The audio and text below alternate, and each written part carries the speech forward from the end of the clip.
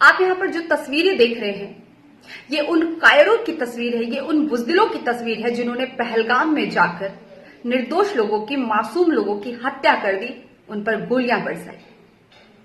बात यहीं तक नहीं रुकती है। इन आतंकवादियों ने लोगों से उसके मजहब को पूछा, उसका धर्म पूछा, उसे कलमा पढ़ने को कहा, और यहीं तक नहीं, उसके बाद उन्होंने उसके कपड़े उतारे और फिर ये कंफर्म किया कि ये किस मजहब का है, और उसके बाद गोलियां चलाई। तो ये बहुत सोचने वाली बात है। यहां पर इनका निशाना सिर्फ हिंदू मुस्लिम, आप ये यहां पर आकर हिंदू मुस्लिम की जो बात कर रहे हैं, इन्होंने टारगेटेड हिंदू लोगों की हत्या की। हम इस पर आगे भी बात करेंगे कि क्या इन आतंकवादियों का असल मकसद क्या था। ये आपस में ही हमें लड़ाना चाह रहे हैं हिंदू मुस्लिम के नाम पर, लेकिन अभी हमें एकता दिखाने की जरूरत है। इस बात को बिल्कुल भी नकारा नहीं जा सकता कि यहां पर लोगों का धर्म पूछकर, लोगों के मजहब को जानकर उनको मारा गया, लेकिन इस बात को भी नकारा नहीं जा सकता कि हमारे ही मुल्क में हमारे मुस्लिम भाइयों ने भाईचारा का प्रतीक दिखाया।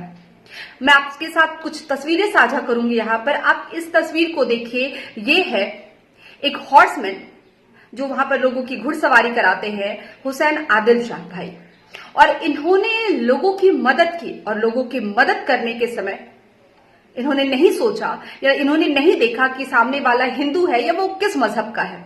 इन्होंने इंसानियत दिखाते हुए लोगों की मदद की, और उसी मदद के दौरान इनकी भी जान चली गई। और ये अपने परिवार का इकलौता बेटा था जो कमाने वाला था। इनकी मां की हालत खराब है रोते रोते। तो यहां आतंकवादियों का जो मकसद है वो हम पूरा नहीं होने देंगे। ये आपस में लड़ाने आए हैं हमें। पाकिस्तान का ये मजहबी खेल जो वो आतंकवादी भेजकर यहां पर खेलना चाह रहे हैं, वो कभी हम कामयाब नहीं होने देंगे।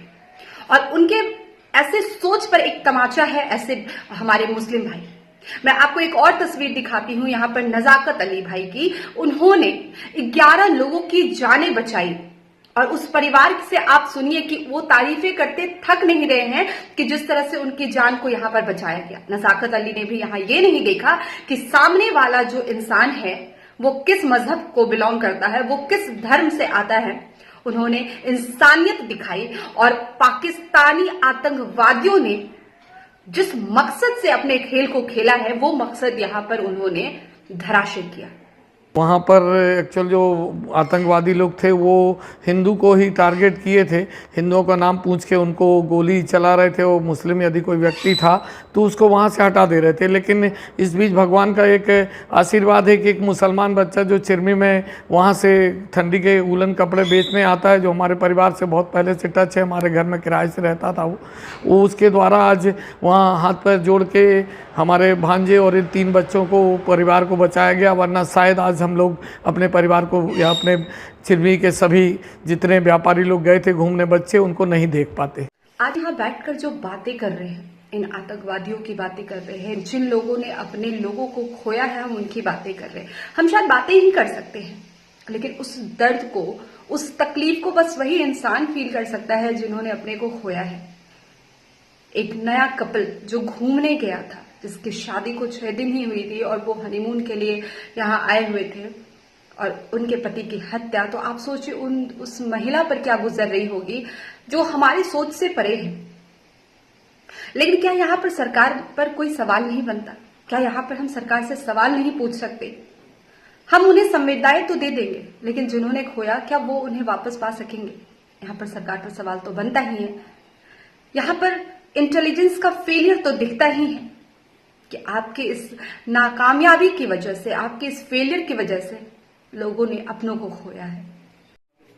और हम ये सवाल करेंगे और पूछेंगे कि आखिर इतना केयरलेस कोई कैसे हो सकता है, जबकि कश्मीर जो कि खुद ही एक सेंसिटिव जोन में आता है, एक सेंसिटिव जोन का हिस्सा है, और वहां पर भी किसी पर्यटन स्थल की हम बात कर रहे हैं, वहां पर 2000 से ज्यादा लोग मौजूद है, वहां पर सिक्योरिटी के नाम पर नथिंग। 20 मिनट तक गोलियां चलती रही, और वहां पर मतलब वो आतंकवादी अश्योर्ड होकर आए थे कि हमें इतना समय हम आराम से दे पाएंगे और हमें कोई पकड़ भी नहीं सकता है और हम वहां से निकल कर भी आ सकते हैं।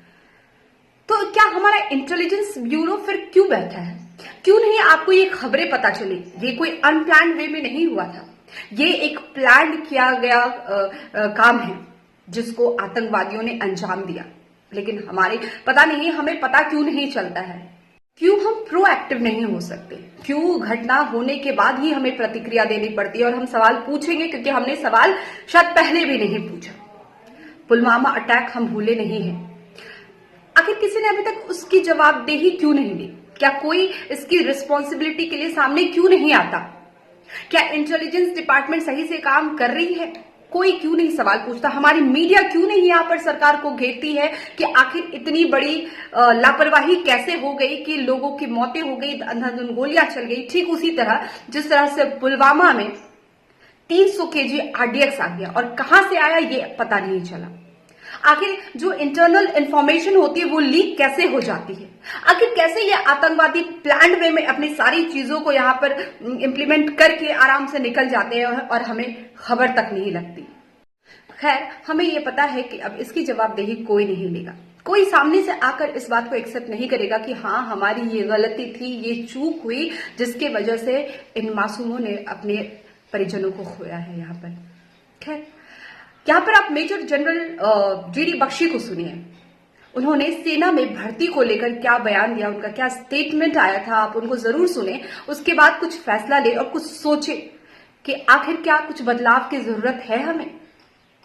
एक हमारी फौज को काटने का पता नहीं क्यों इतना भारी शौक आ गया है, मेरे को तो समझ नहीं आता। आपको मालूम है कि कोरोना काल में 3 साल भर्ती नहीं की फौज ने कि भाई इन्फेक्शन ना आएगा। हर साल 60,000 लड़के हमारे रिटायर, 60,80,000 फौज आप काट चुके हैं। बहुत पैसा लग रहा है, बाकी जगह इनको पैसा नहीं लगता। मुझे बहुत दुख होता है। पहाड़ों की लड़ाई में आपको मैन पावर, आपकी लड़ाई सारी पहाड़ों, चीन के साथ हाई एल्टीट्यूड की लड़ाई है। जम्मू कश्मीर पूरा हिल्स और जंगल है, वहां बहुत मैन पावर की जरूरत होती है। आप अपना जीडीपी का 1.5-1.6% आप लगा रहे हो, बाकी देश जो है 2% के ऊपर वो लगा रहे हैं, 3% के ऊपर। रशिया तो 8% अपना जीडीपी का लगा रहा है, क्योंकि वो लड़ाई के अंदर है। अग्निवीर की भर्ती कितनी हो रही है? 43,000। आप लगातार कम करे जा रहे हैं।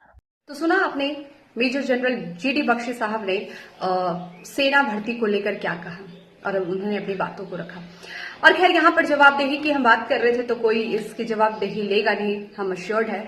लेकिन यहाँ पर जो मेन स्ट्रीम में बैठी हुई मीडिया है और खास करके गोदी मीडिया, जो एटलीस्ट अब तो न्यूज में जाकर जहर उगलने के बजाय, न्यूज में ये हिंदू मुस्लिम की नफरत फैलाने के बजाय कुछ सटीक बातें करेंगे, कुछ यहाँ पर सवाल पूछेंगे सरकार से और क्या उसके बाद हम करने वाले हैं, कुछ ये बातें जानने की कोशिश करेंगे। लेकिन फिर भी गोदी मीडिया का ये जो अर्नब गोस्वामी है, आप इसको सुनिए। मतलब यहाँ सरकार से सवाल पूछने के बजाय, जो इंटेलिजेंस डिपार्टमेंट है उनसे सवाल पूछने के बजाय, उनको घेरने के बजाय, ये किसको क्वेश्चन मार्क कर रहा है? सुप्रीम कोर्ट को। मतलब इसने तो हद ही कर दी। सुनिए जरा आप इस महाशय को कि ये आखिर कहते क्या है। चाटुकारिता की हद पार कर दी इन्होंने। problem in our country is we don't talk straight. There was no need, in my view, for the Supreme Court to waste time getting into whether 370 abrogation was valid or not. It was a waste of time because, with the greatest of respect to the judges, they will not take responsibility for the security situation. These are matters in which the governments and armies must be given a free hand.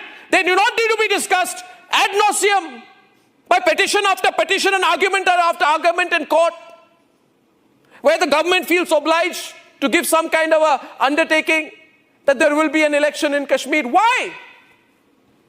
When we removed 370, did we say we will have an election in Kashmir? What has an election in Kashmir ever achieved? But to bring out a bunch of political turncoats back into the so-called political mainstream while innocent people are killed.